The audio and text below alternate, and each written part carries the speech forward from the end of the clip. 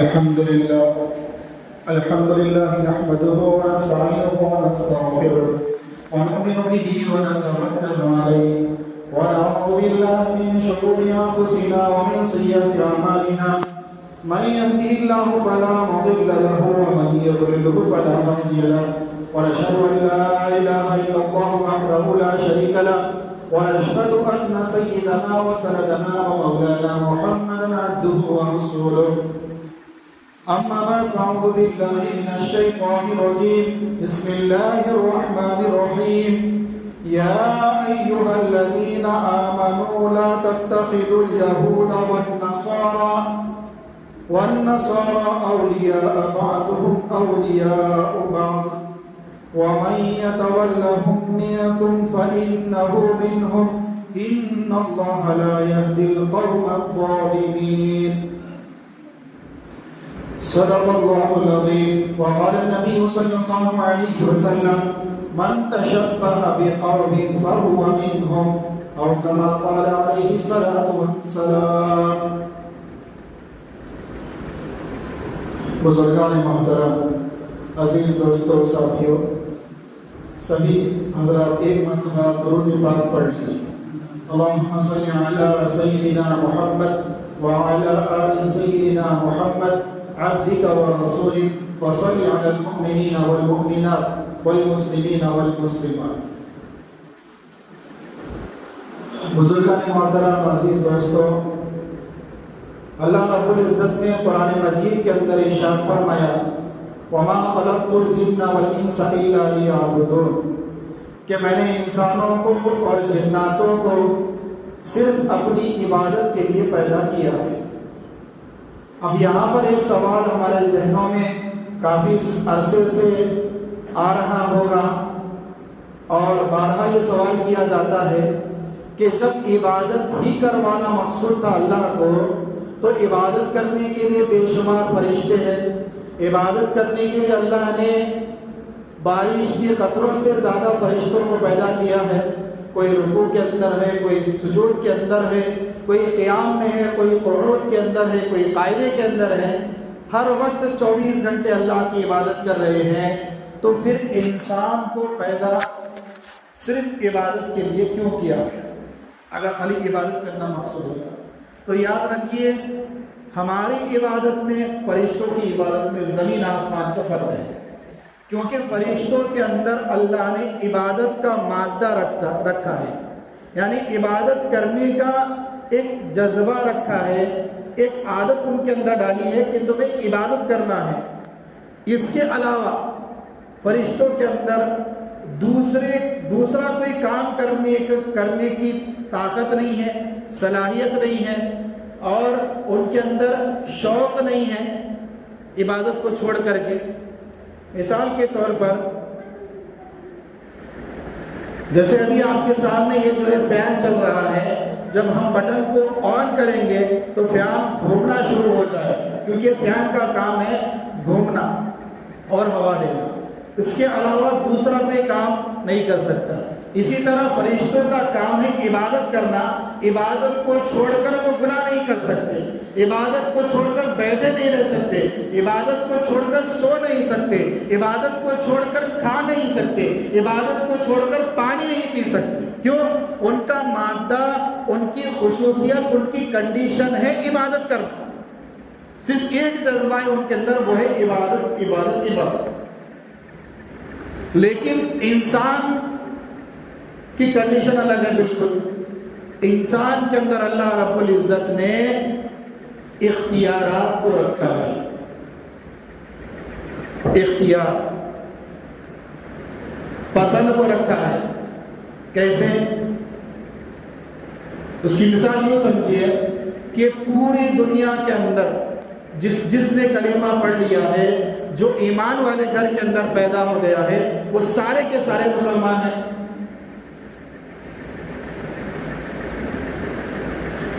لیکن سارے نمازی نہیں ہیں، سارے روزے دار نہیں ہیں، سارے حج کرنے والے نہیں ہیں، سارے زکوٰۃ دینے والے نہیں ہیں.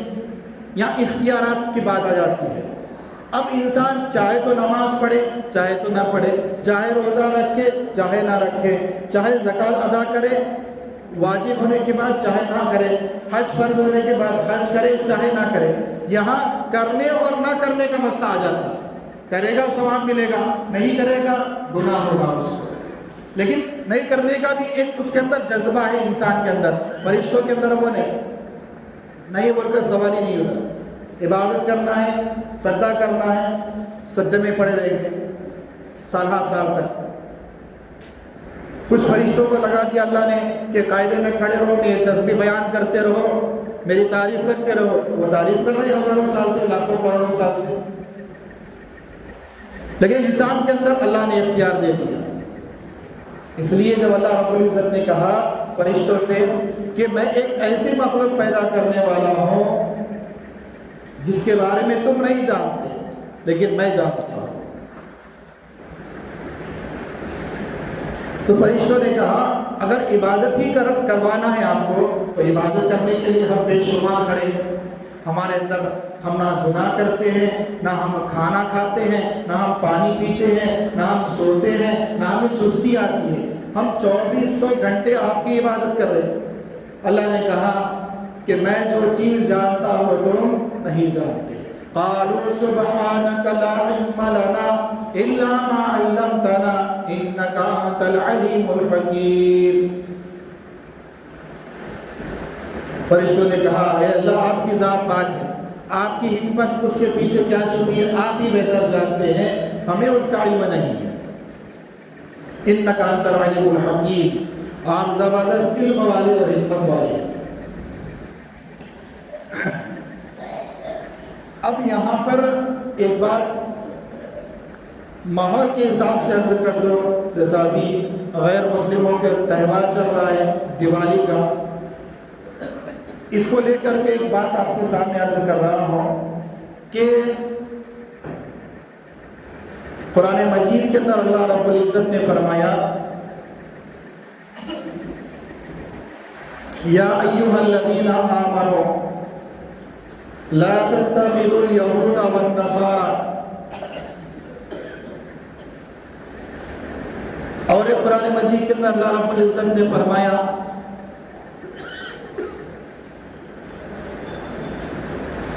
کہ تم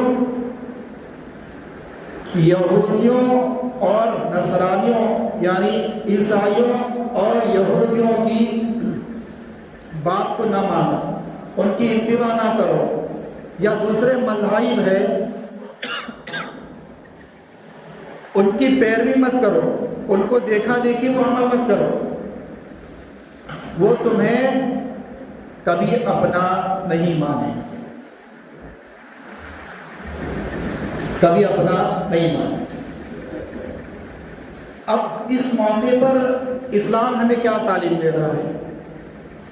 ابھی دیوالی کا تہوار چل رہا ہے، تو اس موقع پر اب ہمارے، کیونکہ اب ہندوستان کے اندر ہم رہتے ہیں، بھارت کے اندر رہتے ہیں، تو بھارت کے اندر رہتے ہوئے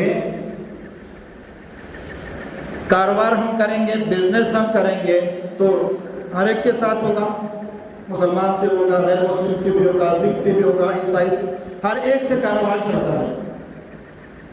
تو اب ایسے موقع پر اگر یہ لوگ خوشی کے طور پر یا تہوار کے طور پر اگر ہمیں کچھ تحفہ گفٹ لا کر دیتے ہیں، چاہے وہ مٹھائی کی صورت میں ہو، چاہے وہ کپڑے کی صورت میں ہو، یا کسی دوسری چیز کی شکل میں ہو، تو کیا اس چیز کا لینا ہمارے لیے جائز ہے یا نہیں ہے؟ اسلام اس موقع پر کیا کہتا ہے؟ اور اس موقع پر ان کو مبارکباد پیش کرنا، ہیپی دیوالی کہنا یا دیوالی مبارک ہو کہنا یا ہیپی دسہرہ کہنا یا ہیپی ہولی کہنا، تو اس طرح کے الفاظ سے ان کو مبارکباد دینا صحیح ہے یا نہیں ہے؟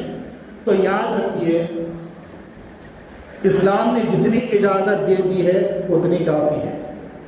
اس سے ہٹ کر کے اگر ہم یہ چاہیں اور ہم اپنے دماغ سے یہ سوچیں کہ اگر ہم ان سے مٹھائی نہیں لیں گے تو پھر ان کا ہمارا کیا ہے معاملہ خراب ہو جائے گا، اگر ہم یہ سوچیں کہ اگر ان کو ہم مبارکباد نہیں پیش کریں گے تو ہم سے نفرت کرنے لگیں گے، تو یاد رکھیے اللہ کا حکم ہے کہ ان کو مبارکباد نہیں پیش کرنا۔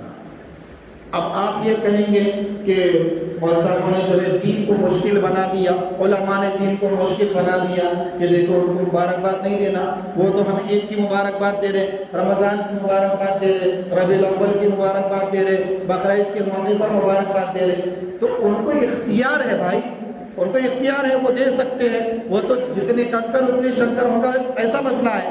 وہ جس کو چاہے اپنا معبود بنا لیتے ہیں، جس سے فائدہ حاصل کرتے ہیں اس کو اپنا خدا سمجھ لیتے ہیں، جس مشین سے ان کو کاروبار ہوتا ہے یا جس دکان سے کاروبار ہوتا ہے وہ اس کی بھی پوجا شروع کرتے ہیں۔ لیکن ہمارا مذہب ہٹ کر ہے، ہم صرف پوجا کریں گے، ہم صرف عبادت کریں گے تو اللہ کی کریں گے۔ ہمارا مبارک پیشانی، ہماری مبارک پیشانی، ہمارا مبارک ماتھا کسی کے سامنے جھکے گا وہ اللہ کے ساتھ۔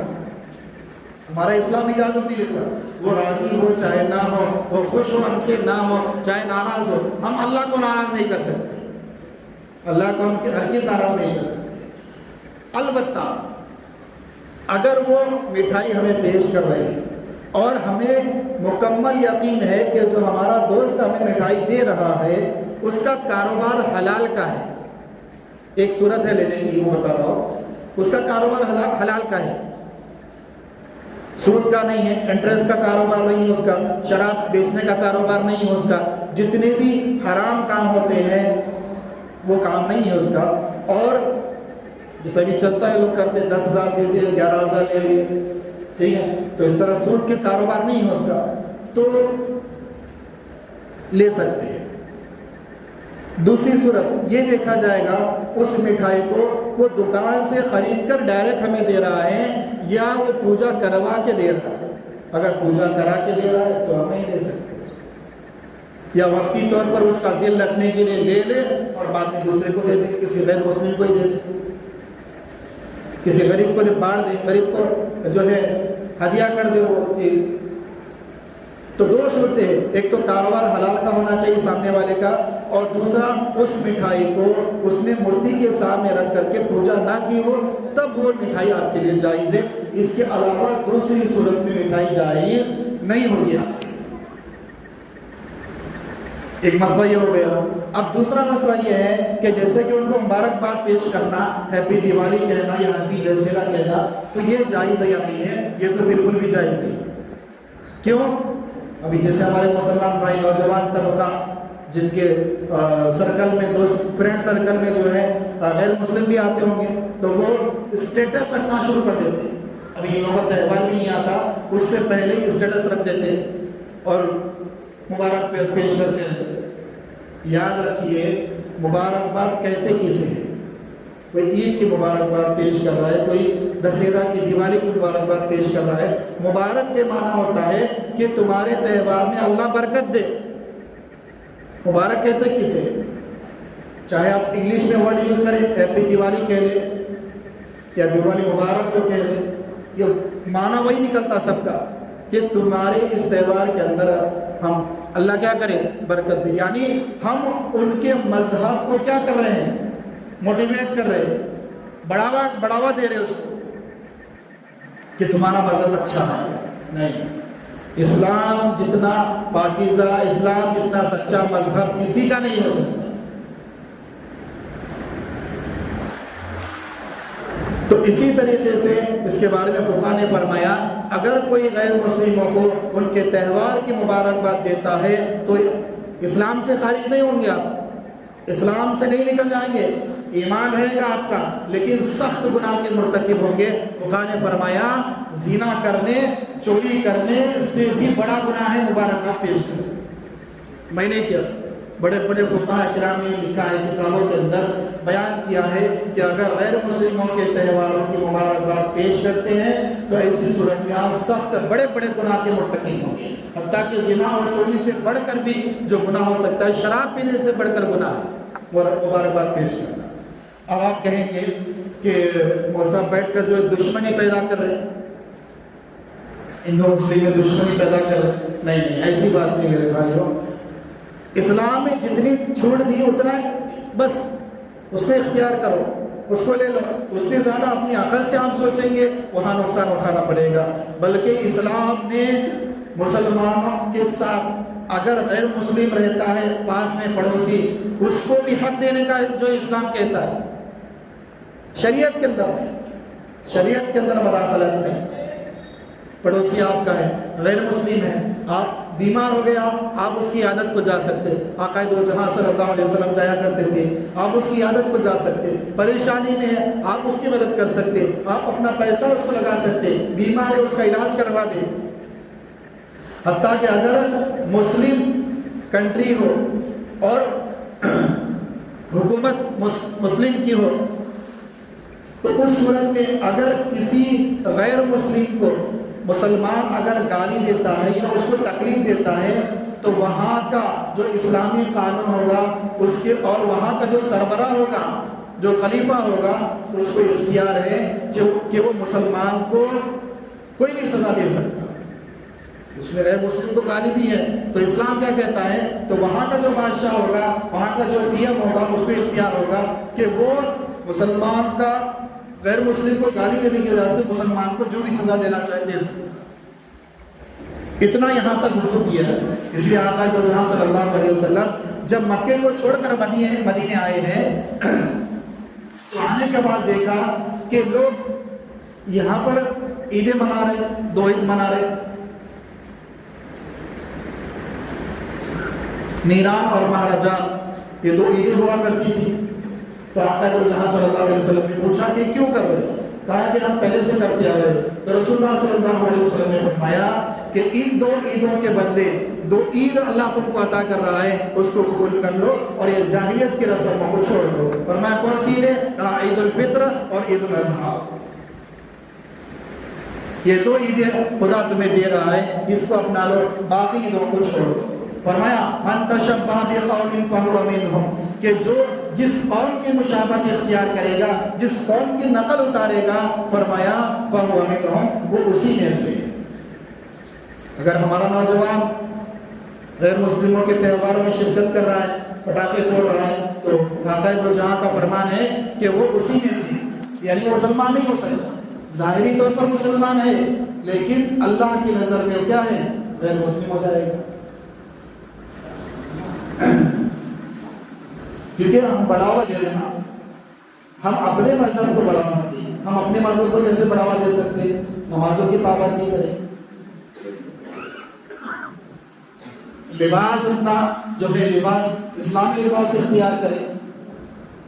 قرآن مجید نے صاف اعلان کر دیا وَلَا تَرْضَ عَنْكَ الْيَهُودُ وَلَا النَّصَارَى حَتَّى تَتَّبِعَ مِلَّتَهُمْ، کہ اگر تم یہ چاہتے ہو کہ تم یہودیوں کو یا عیسائیوں کو یا دوسرے مذہب والے کو خوش کرنا چاہتے ہو اور تم ان کے رنگ میں رنگ بھی جاؤ، تب بھی وہ خوش نہیں ہوں گے، تب بھی وہ آپ سے راضی نہیں ہوں گے. حَتَّى تَتَّبِعَ مِلَّتَهُمْ، راضی ہوں گے کب؟ جب کہ تم ان کے مذہب کو اپناؤ.